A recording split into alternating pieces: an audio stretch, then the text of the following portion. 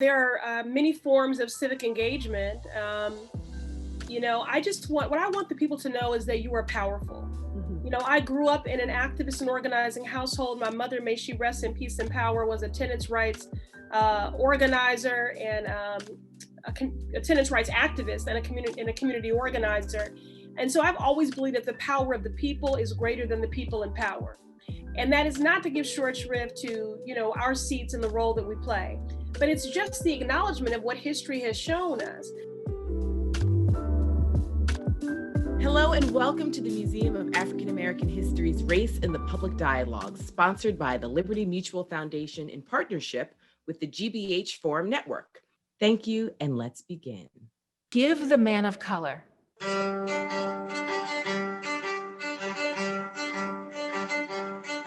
an equal opportunity with white, from the cradle to manhood and from manhood to the grave. And you would discover the dignified statesman, the man of science, and the philosopher.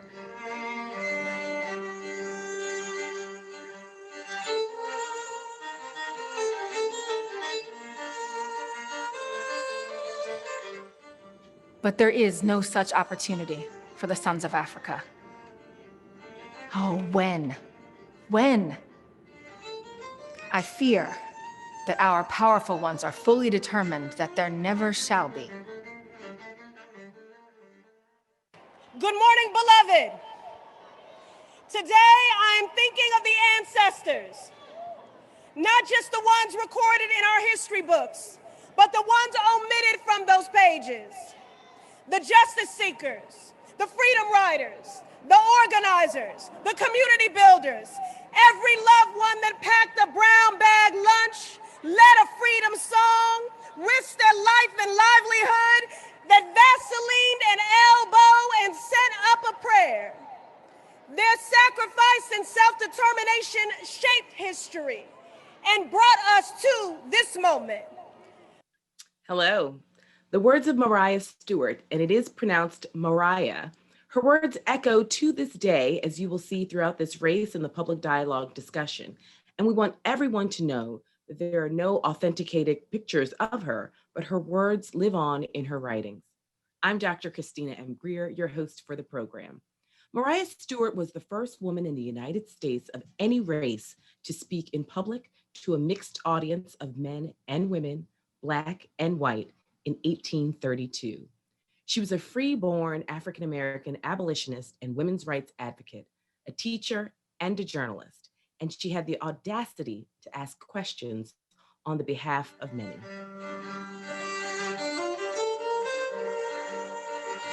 Their reply has been, for their own part, they had no objection.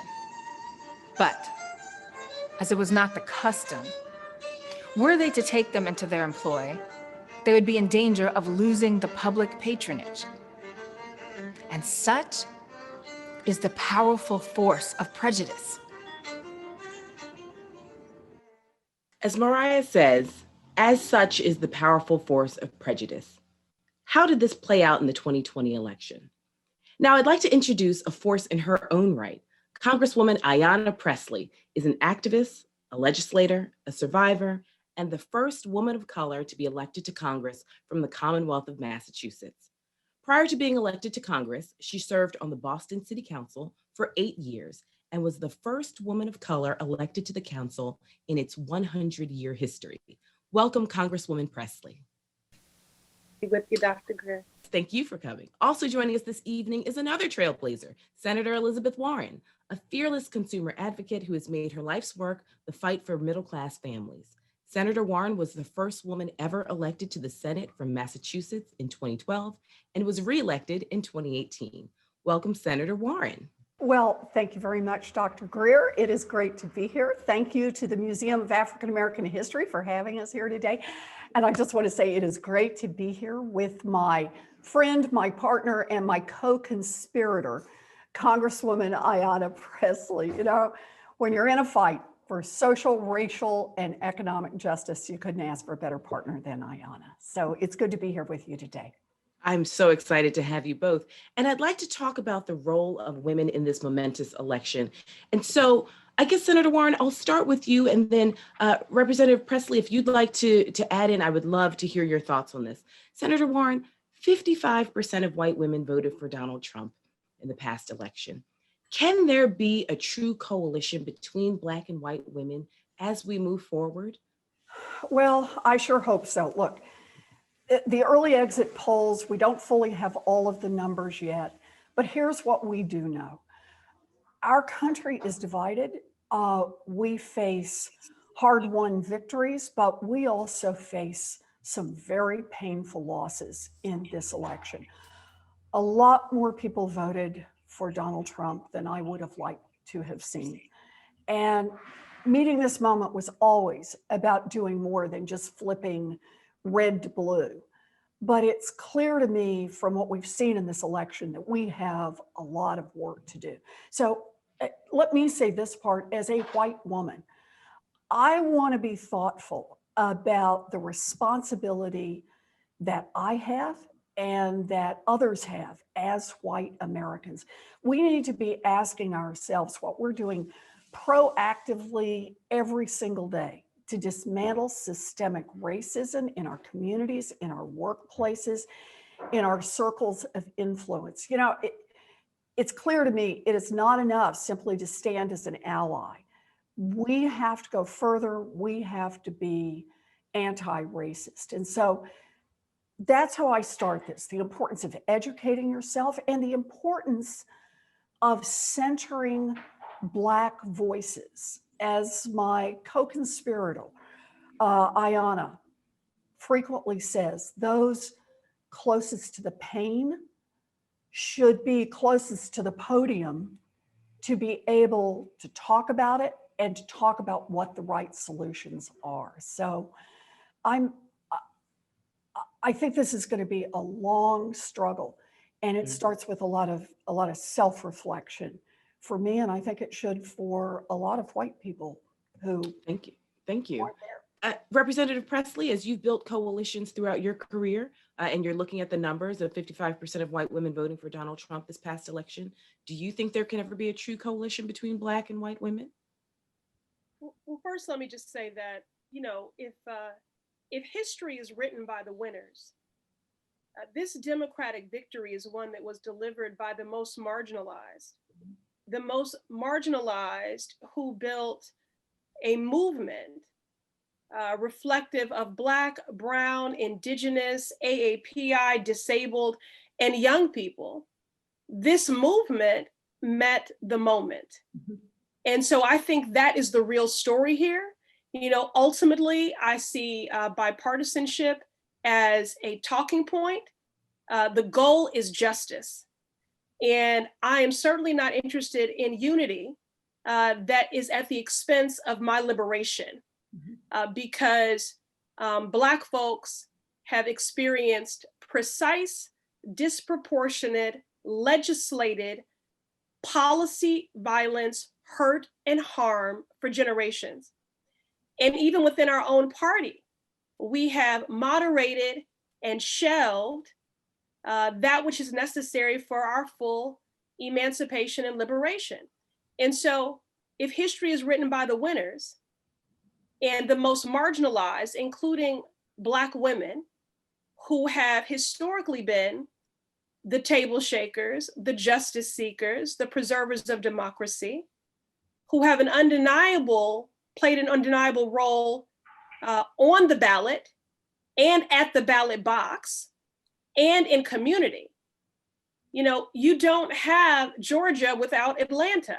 You do not have Michigan without Detroit. You do not have Wisconsin without Milwaukee. You do not have Pennsylvania without Philadelphia. So this movement met the moment. And now we have to advance. And I know that my co-conspirator here in good trouble, who speaks my love language, which is policy, which is why I was so proud to co-chair her presidential campaign, agrees with me that we now have to advance bold policies that meet the needs of the most marginalized in that movement. And so, Dr. Greer, I'll just end here and say that so far as persuasion, the ultimate persuasion is impact. And so I believe by advancing bold policies, that meet the needs of the most marginalized, all will benefit. And that is the ultimate persuasion tool. Well, I mean, the citizens of Massachusetts definitely benefit by having you two co-conspirators working on policy together, and you all have done that quite successfully.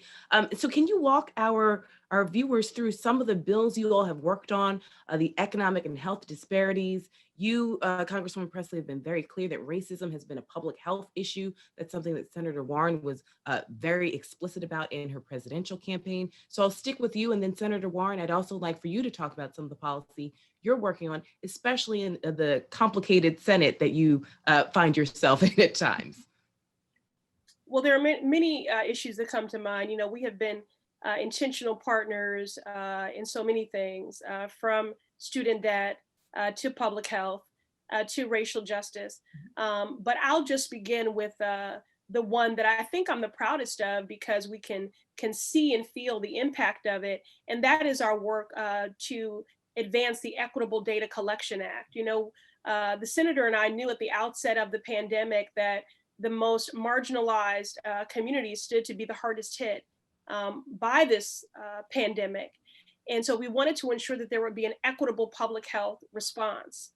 And we introduced the Equitable Data Collection Act, and tenets of that were included in a relief package, which mandated the collection of racial data in real time. You know, prior to our legislation, the only data that was being collected was age and gender, not race. And so, you know, once we had those data points, it was sounding the alarm of that which we could have already predicted. But then that directly informed the marshaling and the dedication of resources so that the resources could go to where the greatest need is.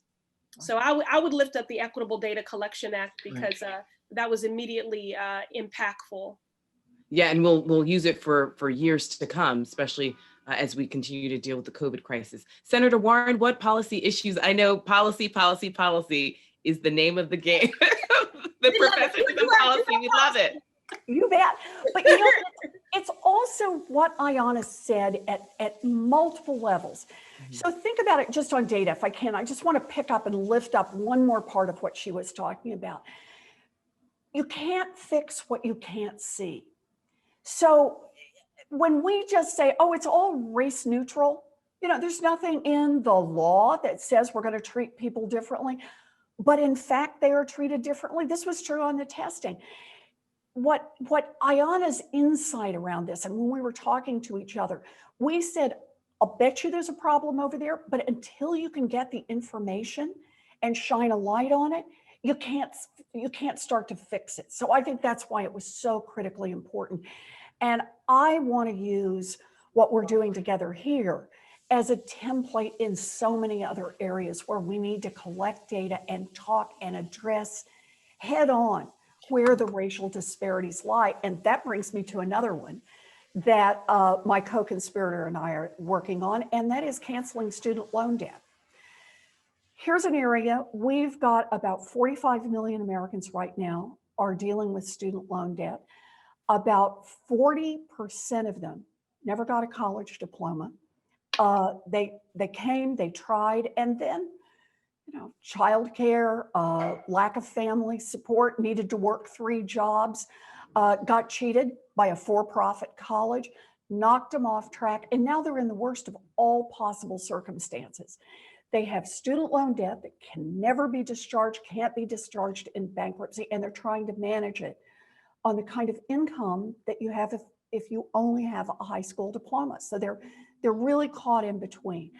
So one of the things that Ayanna and I have been working on is trying to persuade the administration to take on student loan debt cancellation. If we cancel $50,000 worth of student loan debt, 3 out of 4 people with student loan debt would have it all completely wiped out, including a lot of people who are concentrated who are struggling right now, struggling hard. We also not only would help those families, we help our whole economy. We need to stimulate an economy that is struggling, which this economy is. We also would help improve intergenerational fairness here. My generation, boy, I could go to college Right. on $50 a semester because it was supported by the taxpayers. Today, that's not possible. Young people who are trying to get a post-high school education have to take on enormous debt. And then that fourth one, we could help close the black-white wealth gap by canceling $50,000 worth of student loan debt. So among those who have student loan debt, think of it this way. A $50,000, this is targeted, we've looked hard at the data, a $50,000 debt cancellation would help close the black-white wealth gap for those who have student loan debt by 25 points. That would be historic. That would help bring so many people opportunity, help level the playing field, not only in how much money they've got in their pocket, but how much opportunity they have in their future. So this is one, and here's the very best part. You started out, Dr. Greer, by asking about the Senate that I'm in. Yeah. This is one that doesn't require Senate approval. Oh. Yes. Oh, I like the way you responded to that. Executive action, day one. Exactly. Right. Sing it, Ayanna. Executive action. The President of the United States can do this all by himself.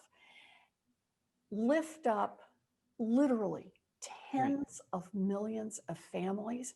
And on the first day, say that racial equity is a big part of what his presidency is going to be about. It is so hopeful what we could do here. You two make me want to move back to Massachusetts just so I can vote in the next election. Congresswoman Pressley, I want to bring you back in, and thank you, Senator Warren, because so many of our audience listeners want to know, so what can they do at home? What can they do at work? You all have laid out certain policy positions. Representative Pressley, what action steps do you want to leave our listeners with as they move forward? How can they be an ally? How can they work with people in the room? How can they sort of help themselves be an active member at the table? Sure. Well, there are many forms of civic engagement. I want the people to know is that you are powerful. Mm-hmm. I grew up in an activist and organizing household. My mother, may she rest in peace and power, was a tenants' rights organizer and a tenants' rights activist and a community organizer. And so I've always believed that the power of the people is greater than the people in power. And that is not to give short shrift to, our seats and the role that we play, but it's just the acknowledgement of what history has shown us. The fact that we still have an Affordable Care Act, the reason there is Medicare, the reason that there is a Voting Rights Act and a Civil Rights Act, and I do think that we are still in the civil rights movement. The fight right now, this is a modern day civil rights movement and civil rights fight. That happened because of organizing, mobilizing, and then a demand to legislate our values. The Affordable Care Act does not still exist because of simply the conviction of lawmakers. It exists because of the courage of everyday people. Mm-hmm. So, of course, I want to encourage all of you to be super voters. As my mother would say, that is your superpower. Encourage you to, make sure you are voting in every election for so many of the issues that have been tipping points in this national reckoning on racial injustice. That means you need to be voting for paying attention to, who are your attorney generals, right. Paying attention to who your secretary of states, your city councils, your mayors, your governors. And I really want to underscore that because, yes, the federal government has our work cut out for us to meet the scale and scope of this crisis, to mitigate the hurt, to recover, but not to recover to a status quo pre-COVID, because that was insufficient, unjust, and inadequate to begin with. We are entering to a third reconstruction, and all of you are community builders in that. And governors and mayors will have to stand in the gap while we do the work of digging out on the federal level. And they've already done a lot of that.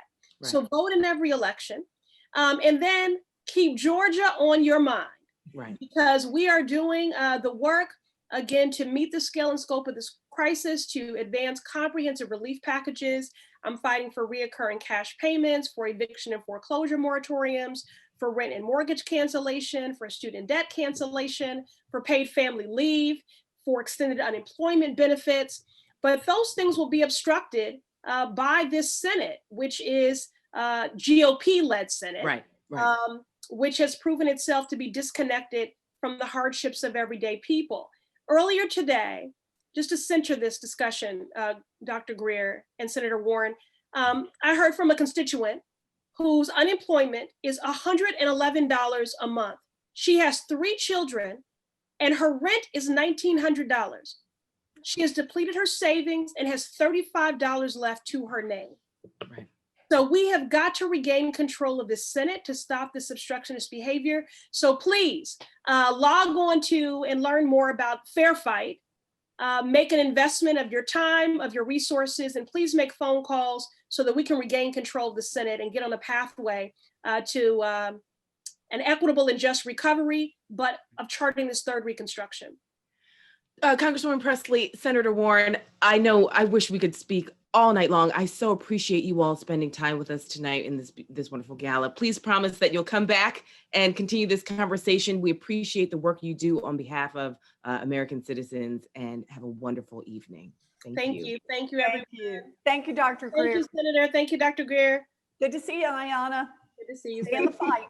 That's right. You got it.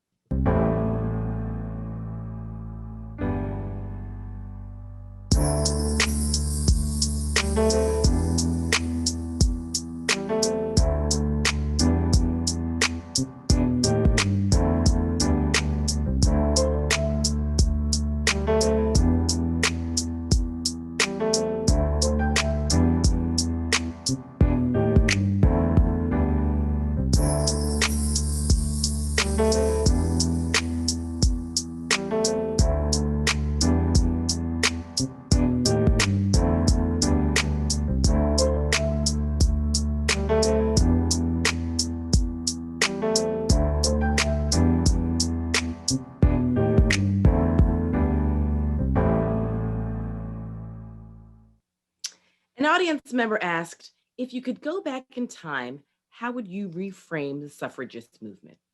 With me now are Dr. Kerri Greenidge, Mellon Assistant Professor in the Department of Studies in Race, Colonialism, and Diaspora at Tufts University, my alma mater, and Dr. Kellie Carter Jackson, the NAFL Assistant Professor of the Humanities in the Department of Africana Studies at Wellesley College. Welcome, ladies. How are you? Hi, welcome. Thank you for having me.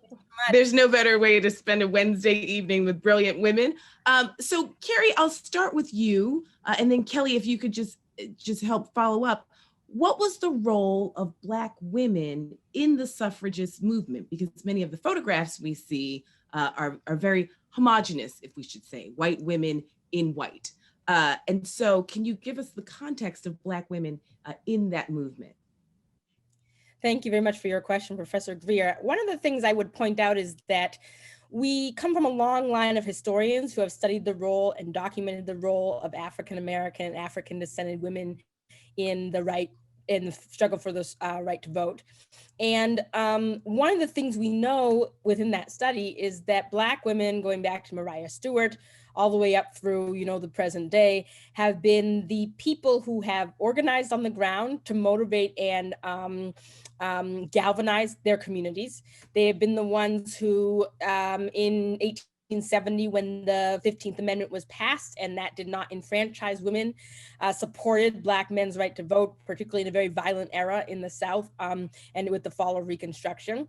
We know that African-American women throughout the South, and the great book by Martha Jones on this that has just come out, which is brilliant, talks about the fact that African-American women on the ground in their communities, mobilizing, organizing, so that when they finally got the right to vote in 1965, that was the culmination of over 100 years of African-American women really taking charge in their communities of mobilization. And I think one of the things that we should concentrate on, particularly as historians, is the ways in which the right to vote was not something that was bestowed upon people, and not a right that was just bestowed upon women.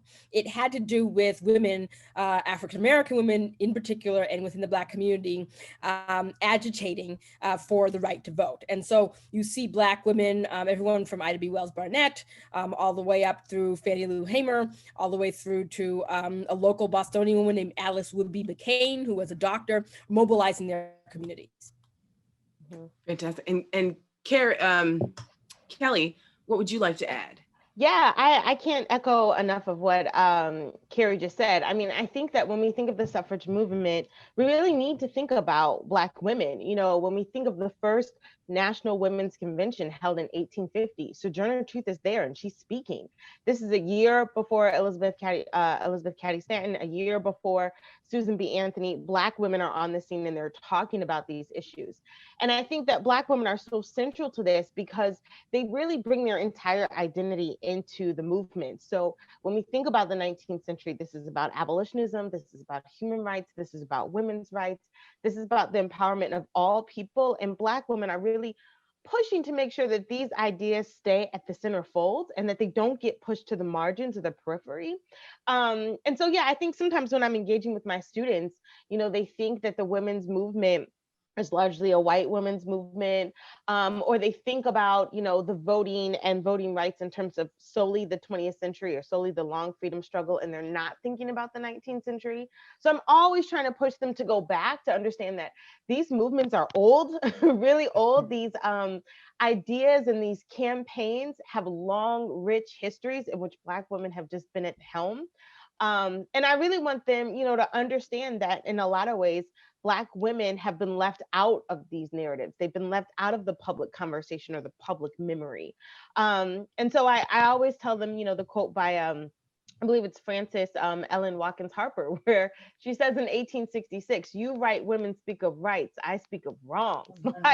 And she's really trying to talk about this duality, about the fact that Black women have been left out of this conversation. And so I think it's just so important to get people to understand that these ideas are old. Right. I mean, and that's the thing, the struggles are long. And as Congresswoman Pressley pointed out, I mean, we are not new to these struggles. We've been in them not just for years, but for generations and decades. I mean, both of you all are at universities in and around Boston. Kelly, I'll stick with you. Black men in Boston had the right to vote. Where were Black women in this conversation? What else were they doing sort of externally since they could not participate in electoral politics? We know that Black women have always been active in politics, just not necessarily in the electoral sphere. Yeah, so I think that a lot of times what happens is that, you know, Black women just become wives, right? So a lot of the major movers and shakers that we think of when we think of like Lewis Hayden, we don't talk about his wife, Harriet, who's also on the ground doing this work. We don't talk about, you know, Frederick Douglass's wife, Anna, who's also doing this work. We only sort of regulate them to these very domestic roles, but it's women that are doing everything top to bottom. So if we think about, you know, particularly when I think about the abolitionist movement, women are at the helm of everything. They're making sure that people get fed, people get clothing, people get shelter, people have, you know, literature materials. They're the #1 subscribers to newspapers and magazines. They're making sure the word gets out. They are helping with every single facet of the political and social structure. And so because oftentimes they're hidden behind their powerful husbands, we don't see their work.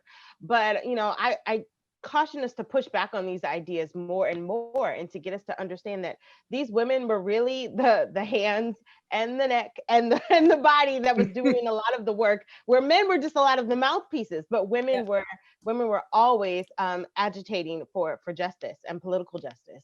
Well, Kerri, before I bring you back in there, I just want to tell our audience, if you all have any questions for these brilliant historians, please put it in the Q&A section.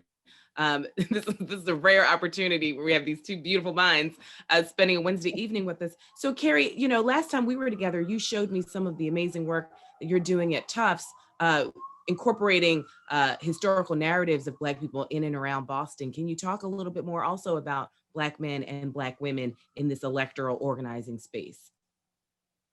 Yeah, so one thing I would emphasize, I will kind of do a little bit of a story that gives you an idea of what Kelly is talking about in terms of the role of African American women in mobilization, even if they could not vote. In 1899, there was a brutal attack on an African American postmaster in South Carolina. His name was Fraser Baker. He was brutally attacked by white townspeople who did not like that he had been appointed. And he left behind 4 children and a wife, all of whom were injured but did not die in the attack. And when that happened in 1899, there was a call in Boston to bring the Fraser family to Boston for medical treatment and to help pay for their lives in the city. And the woman who organized and mobilized that was Josephine St. Pierre Ruffin, who was an African-American woman, founded the National Association of Colored Women in 1890, in the 1890s. And she basically argued that African-American men needed to donate money. Now, this is at a time when the average income for African-American men in the city was the lowest in the city, despite their high levels of education. But Josephine St. Pierre Ruffin said they had to take the lead in donating the money. And she said that they had to do this because Black women did not have the ability to earn the same type of living as the Black men in order to donate, to give to this man. So they relocated the Baker family. Josephine St. Pierre Ruffin and Black women in Boston purchased a home for her in Lynn, Massachusetts, and her children so that they could convalesce away from the violence in the South. And so this gives you an idea of how, particularly very place-based looking at history can inform our understanding of feminism and of the right to vote for women. In terms of my work at Tufts, I work at something with my wonderful colleague, Kendra Field, something called the African American Trail Project. And what we do in that project is we really want to bring the local history of African American communities and Native communities and Afro-Native communities to telling this broader history that Kelly is talking about, which is this idea that these struggles are long, these struggles are nuanced, they have existed for years, right? There are voices and stories of people who we wouldn't read about or know about or sort of analyze if we didn't sort of understand the places from which they come. And so really what we're doing in that project is trying to make it a project in which people can see themselves, particularly women, particularly Black women, particularly African descended women in Greater Boston can see themselves in the history, not just of suffrage, but in the history of the Commonwealth in general. Yeah. Wow. So our Q&A is filling up, but right before we get to that, Kerri, I just want to ask you briefly, and Kelly, I want to get your thoughts too, about the Voting Rights Act of 1965 and where we can situate Black women from that moment to 2020, right? And we've seen that as a political scientist, I am keenly aware of the power of Black women in the electoral space, but can you all talk to us a little bit about the significance of the Voting Rights Act of 1965 to this moment? So one of the things I would say about the Voting Rights Act of 1965 is that fundamentally changed the field of American politics. Now, I hear a lot of people talking about the weaknesses of it. I hear in the last election, this conversation that somehow voting is only one step, and it is only one step. But the fact that African American communities, men and women, were disfranchised, right?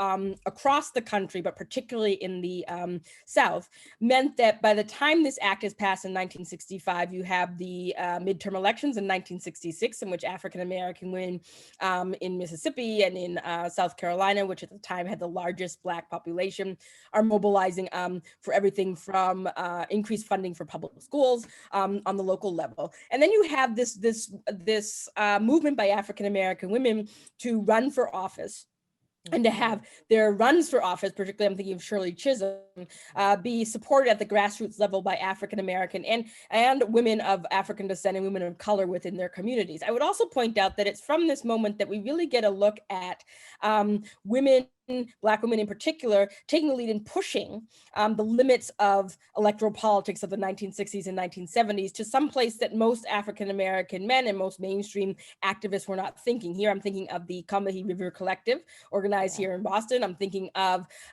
women who are saying, we have the right to vote. We're going to use the right to vote to mobilize, but we're also going to use it to mobilize in ways that most of our colleagues don't understand, which is across issues of gender and sexuality and LGBTQ rights and issues of domestic violence, particularly here in Massachusetts. So it really opens this floodgate of once African-American women and African-Americans have the right to vote, 1965 that can no longer be infringed upon based on the archaic methods that were used prior to 1965. Based on that, that changes the game for African American women and for African Americans generally. So Kelly, I actually want to try and get in, thank you, Kerri, so much. I want to try and get in some of the audience questions because Kerri brought up sort of this electoral space and this organizing space, and quite a few of our viewers want to know, how is it that so many, right? But how is it that Donald Trump even had any Black supporters? And we know that of all the racial and ethnic groups, it seems as though Black women are immune to Donald Trump and the Republican Party by and large. There's always that 4%, and I'm like, girl, where are they? I don't know who they are, but they're there. But by and large, Black women, though, are really reticent to digest the narrative and the rhetoric of the Republican Party, more specifically of Donald Trump. But there still are people, and some of us have family members and friends who are Republicans. It's out there somewhere. Go ahead. So, but some of our viewers want to know and want to understand Trump and his Black support. So I always want to give like a long historical arc with this. And I feel like this is my colleague Leah Wright Rigueur's work, when she talks about Black Republicans. But what I don't think people understand, and Leah has written about this, is that, you know, we look at these numbers of, I think it's about 12% of Black men that reportedly voted for Trump. Those numbers are still sort of trickling out. But 27% voted for Nixon. 27%. So that sort of blows this whole thing out of the water when we think about the fact that, like, actually what Trump is getting is not that different from what Reagan got or from what past GOP presidents have gotten. If you compare him to Nixon, he's not getting anything at all, not really, prospectively. So, you know, I think that you will always have Black people who are going to represent, you know, conservative values or Republican values.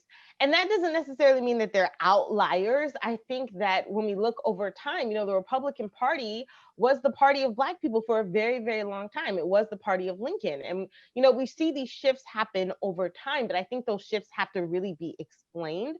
But I think because Black women have almost always been at the bottom, economically, politically, socially, you name it, Black women have always been closest to advocates that are going to push and advocate for the oppressed, full stop. So where we can see differences in men, because Black men can get empowered by their gender, Black women don't have that privilege, quote unquote. So, you know, Black women have always been on the front lines and will continue to be on the front lines, because when they open up doors for themselves, they really open up doors for everyone. And that's the thing that's wonderful about when we see Black women running for office and when we see Black women as CEOs. When Black women occupy spaces, elevated spaces, they open up the door for everyone else to participate. And that can't always be the same, you know, for our white counterparts or even for our Black men counterparts. Right. Well, before I let both of you leave, can you please just tell our viewers one or two organizations that they should look to either learn more or to participate, especially for our Black female viewers, if they're looking to be more engaged in either the historical or the political processes? Kelly, I'll stick with you, and then Kerri, if you could close this out. So I like a lot of, you know, I support the Black Lives Matter movement. I think all people should, but I also support reading. I think reading is a big deal. So I'm going to shout out Martha Jones right now. Her book, Vanguard, on Black women and voting rights is phenomenal. And I think reading really is a first step. Get as much knowledge as you possibly can. I like to show my students Shirley Chisholm's documentary, Unbought and Unbossed. I think it's a really powerful documentary that shows a Black woman running for president the first time. I try to get people to do all kinds of things to work to their strengths. So if you can't read, listen. If you can't listen, watch. Like, there are documentaries, there are podcasts, there are so many things that I like to engage in to get me thinking about things in different ways. And I hope people will do the same. Thank you. Kerri, anything that you want to leave our audience viewers to think about, to listen, read, or watch? Right? That one, Kelly. That's what I was thinking. I'm like in my head, my nerdy self is saying, yay. But yes, I think read, study. We are in a time, and I will just echo what Kelly is saying, that Martha Jones' book, but the Tavolia Glimpse book, works by Christina Greer. You have all these sort of this golden age of Black scholars who are doing phenomenal work, right? And so this is and that's not to say it hadn't come before, but this is a chance for you to engage with that work. And if you're not like a reader, listen to podcasts or listen to streaming services that provide the books, and the books are read to you. An organization that I like, in addition to Black Lives Matter movement, is the Black Voters Matter movement, and Latasha Brown's work, and really looking at the local level of finding places that you can give to. But read, give, anytime you think something that's happening in 2021 as we move into the new year, anytime you think that it's new, it is not new, probably, it's just a different form. And so to study and read and think about where it's come from before. I love Black female historians. That's what I'm going to say. I'm so looking forward to reading your work, both of you. Dr. Kerri Greenidge, Dr. Kellie Carter Jackson, thank you all so much for spending an evening with us. And I so look forward to reading your books very soon. Have a great evening. Thank you. Thank you. Thank you for having me.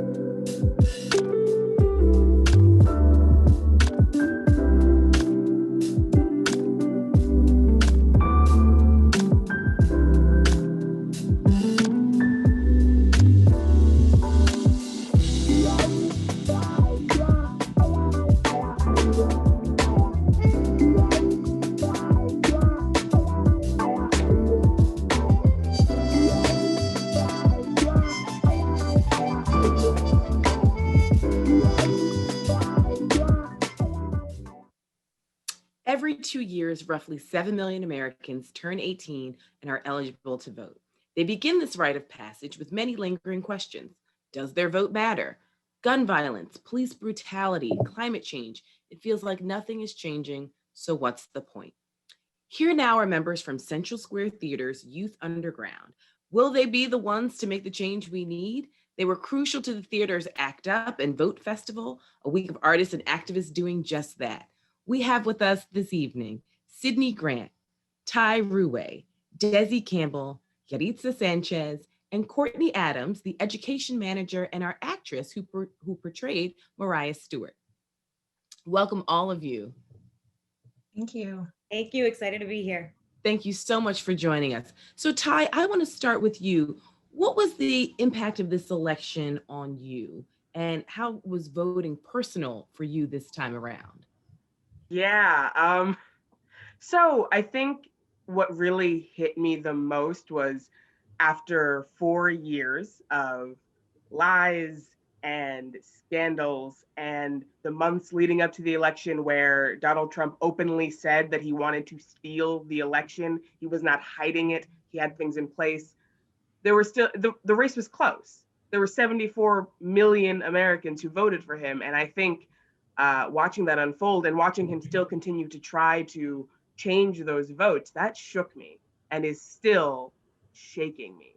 And when I think about part of the reason that it might have been close is how many people in our country who are disenfranchised, who cannot vote because of laws in place. You know, I'm thinking about incarcerated people, for an example. It makes me think about all the work that we still need to do, even though Donald Trump did lose. Right. Yaritza, how has this election changed you, and what movement or change have you seen, building on what Ty just shared with us? Absolutely. So I'm not going to lie, before this election, I wasn't very politically involved. So I'm also a youth worker at Madison Park Development Corporation. And so this summer, we really, a coworker and I, we really started doing workshops for our young people around what was going on in the election. And that's kind of where, I don't want to say started in the summer, but really this election is what pushed me to really think about what's going on in our political systems. And what I'm walking away with and what I learned, I really don't understand how we're still using the Electoral College. Like, I feel like after this election, I'm like, okay, now I really understand how the system works, or kind of. And it was a system created when we were only 13 colonies, not 50 states, and clearly outdated. And it's something that just blows my mind that we're still, depending on systems that clearly were built to oppress Black and brown folks and marginalized communities across the country. And so yeah, I guess that's where what started it for me. The election really pushed me to think about what's going on politically and to have these conversations with my young people and people around me. Right. And I appreciate both you and Ty's honesty. So many people weren't necessarily active before this year. And there's almost a quiet sort of, well, I wasn't really politically active, but now I am. And it's like, it doesn't matter when you came to the party, you're at the party now, right? And the contributions that you all are making are quite important. So Desi, I want to bring you in. So what's the change that you want to see, and how are we going to do this as we try and mobilize and motivate more young people, especially to get active in politics? Yeah, I mean, there's a lot. So we could be here all day talking about the changes that need to happen. But for the purposes of this space, I want to touch on, police brutality, for example. I think there should be a concrete punishment for when police commit police brutality. We have punishments set in place for things like murder and theft and rape. And I feel like specifically for, law enforcement, where it's their job to protect the American people, when they fail to do that job, there needs to be a concrete punishment attached to it. Obviously have a fair and equitable trial, but I think to kind of just lose your job is not really a deterrent, and there's nothing to really stop them from doing it again. And to kind of piggyback off of that, also gun control. Firearms are the leading cause of death for American children and teens, and access to a gun in domestic violence situations makes it like 5 times more likely that the woman will be killed. Access to a gun doubles the risk of death by homicide. So these numbers are just like staggering, and they're only increasing.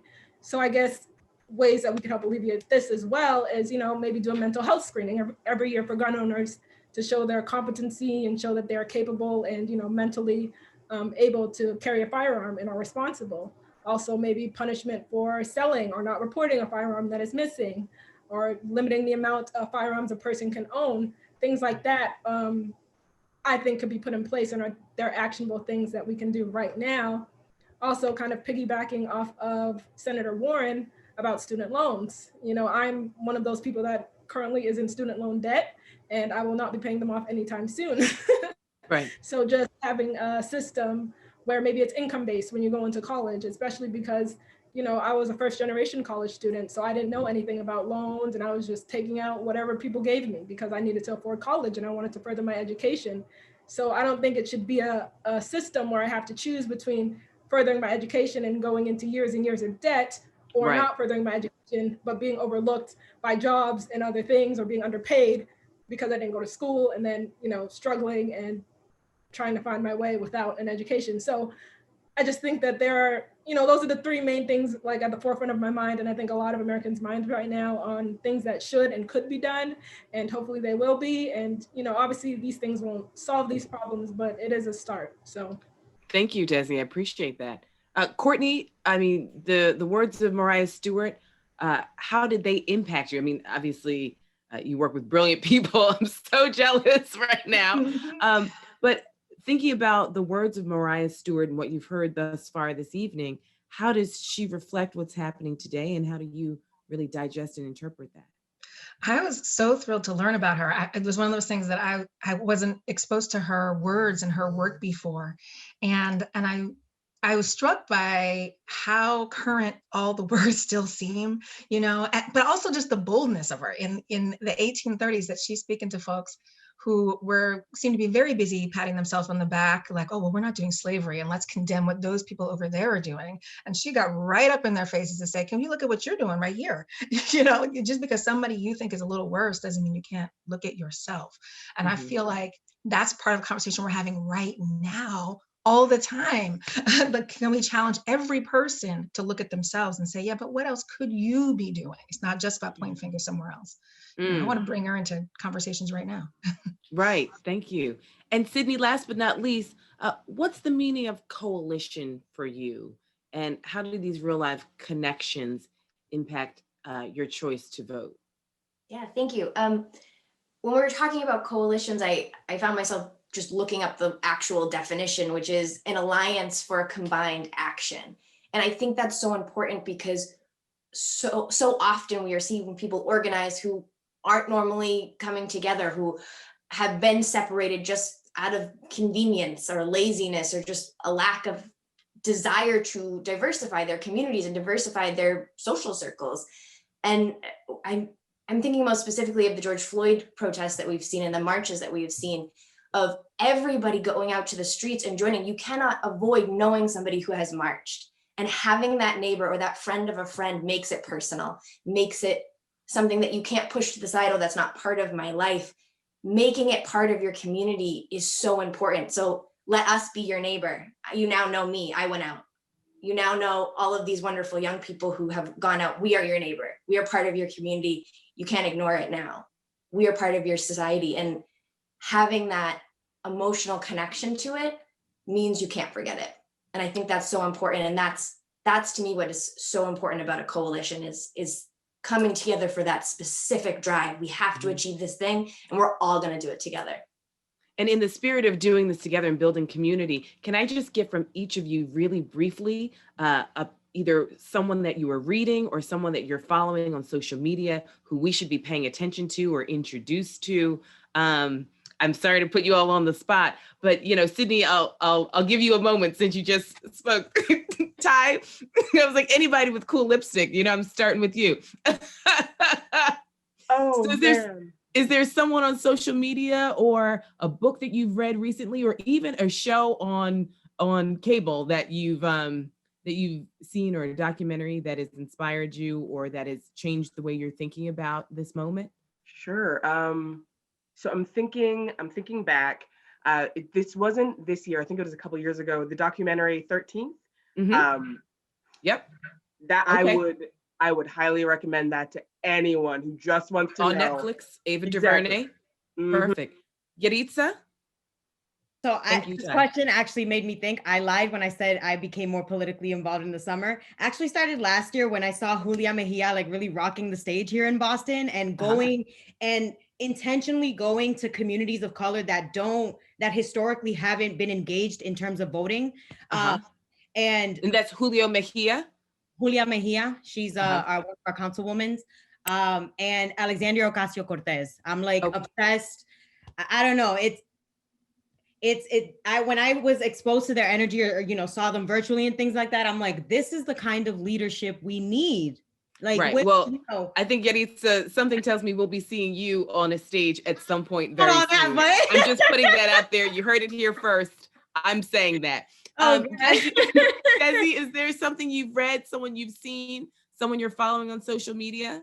Yeah, I think a lot of the, the documentaries on Netflix I've been watching recently, as hard as it is to watch, but the Kalief Browder documentary really hit home. And I think it's one of those, just another case of a Black man who's innocent getting sentenced. And, it really, obviously it led to his suicide and death, but it just shows you that they treat us so differently, even as young adults. We don't get a second chance.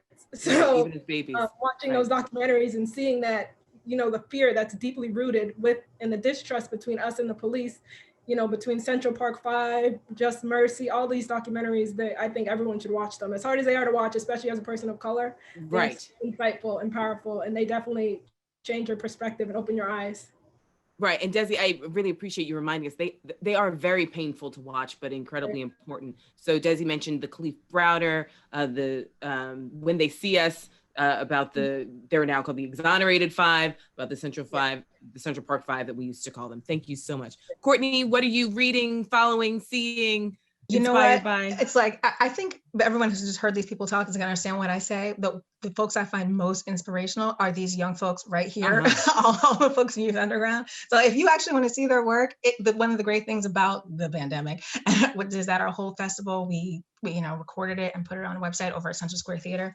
And over 10,000 people got to watch what they did, which is awesome. And I just encourage everybody to go look. And especially if you know other young folks who are asking those questions about should we vote? Does this matter? Tell them to go check it out. Those conversations, those performances right there. I am inspired by that. And Courtney, if you could just put that link or have someone put that link in the chat for all of our panelists, I'd greatly appreciate it. And Sydney, last but not least. following, inspired by, reading, watching? I mean, as someone who is so scared of social media, I think I find myself following places I can go, my community stores and local businesses. And so I've been following Bobby from Boston, which is a local vintage store, Black owned store founded by Bobby himself, and his daughter has taken it over, and following her Instagram and seeing what they're doing and watching her excellence is so fantastic. And it's another community outreach that I can go and actually talk to these people and send people to go and talk to her and the people who work there. Yeah, just continuing to create those community connections. Why you, Courtney stole it from me, but I'll reiterate, see those young people, they're creating art, they're telling us what's happening in our community, even if we are locked in our houses. And yeah, reach out to your community. That's where it is. Thank you. Well, and I'd also like to remind you all as panelists, but also our viewers, how important local politics is in our lives. And Yaritza touched on this. So and I say this on every single panel that I moderate, but hopefully you all will consider becoming some sort of elected official at some point in time to change your community in a different electoral space with the energy and the intellect that you all have shared. So thank you all so much for joining us, and hopefully you'll come back soon. So as we are waiting for our next guest, who I'm so incredibly excited for, I'm just so thankful that so many people were able to join us this evening to help us celebrate. But our next guest is an award-winning columnist for the Boston Globe. She writes on a variety of subjects, including race and racism, domestic violence, LGBTQ+ issues. She's also a regular contributor on WBUR FM's News Affairs program, Radio Boston, as well as GBH's Basic Black. Renee Graham, welcome. How are you, Renee? I'm great, Christina. How are you? Oh, I'm fantastic. You know, you are swiftly becoming one of my favorite journalists of all time. And so when I read your work in the Globe, I wanted to just ask you a few questions about, in this time of systemic racism, this idea of how do we appeal to our better angels? It's been mentioned this evening, the millions upon millions of Americans who voted for Donald Trump, who voted to continue some of the policies that we've seen that are against the LGBTQ community, against Muslims, against Black people, against immigrants. I mean, the list goes on. And we see this continued systemic racism. How do we appeal to our better angels, not just with our electeds, but with our fellow citizens? You know, to amplify something that Congresswoman Pressley said earlier, the people who want to appeal to their better natures don't just want unity, they want justice. They want liberation. And that's a really important piece in this. And I think that people have to kind of remember, it's, you know, what we've endured these last 4 years has gone on much longer than that. It hasn't just been these past 4 years. There's a lot of repair that has to happen. So I think before we can reach those better angels, we have to really deal with what we've endured, what people have endured far longer, and then we can talk about the unity that will then get us to our better angels of our nature. And so in this moment, though, we're so divided as a nation. Even media sources are divided. Facts are being called into question. Alternative facts are being seen as reality. How should we deal with this, and how are you dealing with this as an award-winning journalist, I should add? I mean, I think the important thing for journalists is to be mindful of avoiding these lazy narratives and to really be specific in how you speak about things. We spent way too many years talking about Trump and saying he's using falsehoods, he misspoke. He was lying. And there was this big kind of wrestling in the media of, can you say the president is lying? And my feeling was, if the president is a liar, you need to call the president a liar. And I think that's been the biggest problem these last 4 years, but also, you know, leading up to the 2016 election. And it really is the history of America, is not calling a thing, of somehow softening the blow until it means nothing. So if you need to say what's real. It's the same conversations that we had, and I was interested in listening to Kellie and Kerri talk about the suffragist movement. The idea that women got the right to vote in 1920, that's not a fact. but it's been repeated and repeated until people go, well, what do you mean? Everyone knows women got the right to vote in 1920, when we know that that did not happen for Black women until 1965 in the Voting Rights Act. And this is where journalism comes in. You know, journalism has a responsibility. Journalists like to call themselves, you know, the first draft of history. So we have to take that responsibility very seriously and get it right, because for a lot of people, that is the history that they're going to see. They're not going to read the books. They're not going to seek out the documentary, but they're going to see what was on the front page of their local newspaper, or what led the news, or, you know, what 280 characters they might see on social media. So it's very important that journalists get it right. You know, there was too much time spent kind of, you know, futzing around these last 4 years. Now everybody sort of gets it. But we had to endure so much. And even when Trump is out of office, it's not going to end with him. So the responsibility continues after Donald Trump is gone. Well, I mean, picking up on this idea of responsibility, it seems as though Black women have been doing the heavy lifting for said responsibility for a country that oftentimes doesn't seem to love them back. So what is the role of Black women who consistently, I always say, we're the canaries in the mine, warning everyone about the dangers ahead, and oftentimes not being appreciated or listened to in that capacity? I mean, in a funny way, it's less of what Black women need to do, because Black women have continued to do it. America needs to catch up to where Black women are trying to lead it. You know, there's always this kind of furor after an election. It's like, oh my God, and look, Black women didn't vote for this person, and look at all the, but yeah, that's what Black women have been doing for centuries. You know, but it's that erasure when you see all these amazing women whose names we don't know, you know, who were doing this work and never really getting the credit. And they weren't doing it for the credit, they were doing it for their own liberation and for the fulfillment of democracy. But I think that's the thing. America, it sounds like a great hashtag, but America does need to listen to Black women. You know, Black women lead. Black women understand what it takes to get this country to where it needs to go. Black women have been really, to use the title of Martha Jones's amazing book, Vanguard, have been the vanguard in this country in fulfilling democracy. So I think that's the thing. It's, Black women are always going to do it. It says everything you need to know about this country, that people think that Black women do this to save America. No, Black women do this to save themselves. America becomes the beneficiary of that, because if Black women do well, then the nation can do well. Now, and I wish we could talk for about 18 hours straight.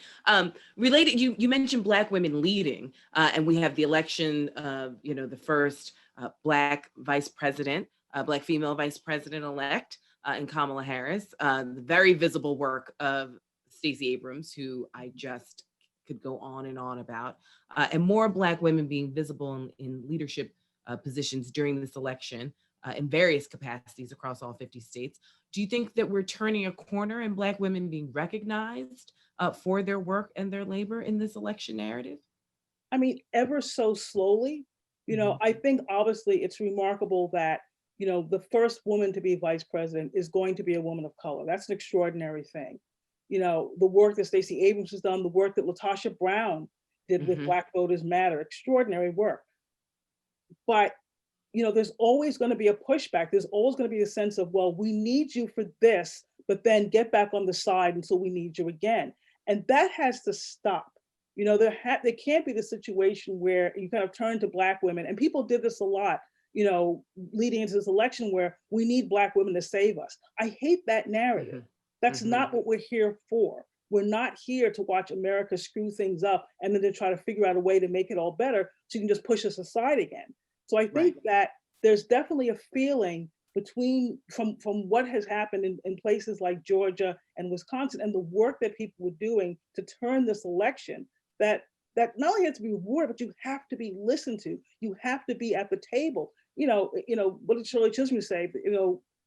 Bring your own chair, make your own table at this point.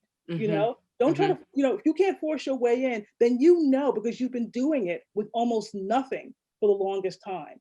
And so, there is definitely a feeling that it's time. It is time for Black women to be leading leading on a national level the way they've been leading in their communities for centuries. Right, and I really push back on this idea that Black women are essentially the cleanup women for American democracy. That is not what we are here for. And that is, yes, we have been building tables and building chairs, but it is not our role. We made a mess, save us. No, that's exactly. Can you clean this up? Thanks. Yeah. So for our audience listening, what can people do at home? What can they do at work? I think a lot of people want to hold the media accountable, but don't really know why or how. They want to write letters to the editor, maybe. They know that certain stories just aren't being presented in the right way. I think far too many of your colleagues don't fully understand race or racism in a way. What can people who are frustrated at home do to kind of move this conversation forward? As you said, you all are the first draft of history. I know it sounds trite when you say it, but I think it is incredibly important that people engage the media that they consume. If you see something on television you don't like, then there are so many ways to contact that station. You can do it through social media. You can do it through email. I'm also on the editorial board of the Boston Globe, and I used to sit right by the letters editor, and he would engage me in these letters that he would get. And in those ed board meetings, we would talk about the letters we were getting from readers, because sometimes they had viewpoints and perspectives that we didn't consider. So those letters can help shape the editorials we write. It's important that people do that. People are never going to like everything they see, but if you don't like it, do something about it. At the end of everything we write, there's an email address, and believe me, I get plenty. Not all of it pleasant, but some of it's also really eye-opening, because again, it's about getting a different perspective you didn't think about. Media, you don't engage media in a passive way. You have to actively do that, and that can help shape what comes out of the media that you consume. Renee, thank you so much for joining us tonight, and hopefully our viewers will think about contacting editors as they continue to read the news and as we move forward in this new era of presidential politics. You can check out Renee Graham at the Boston Globe and read her brilliance on a daily or weekly basis. How often do you? Twice a week. Twice a week. Okay. Wednesdays and Sundays. Can't wait. Thank you so much, Renee, for joining us. And now let's hear from the president and CEO of the Museum of African American History and the president of the Liberty Mutual Foundation to find out more. Thank you for joining us for Race in the Public Dialogue, sponsored by Liberty Mutual and in concert with our partners, GBH Forum. We also invite you to look at our website, where you'll find even more resources related to this evening's production.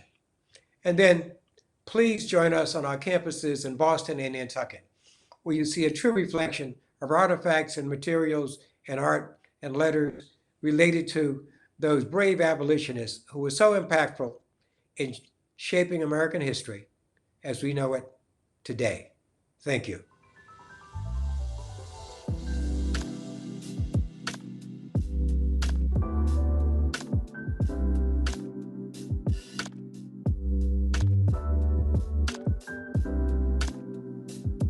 I'm Dr. Christina M. Greer. Thank you all so much for spending time with us.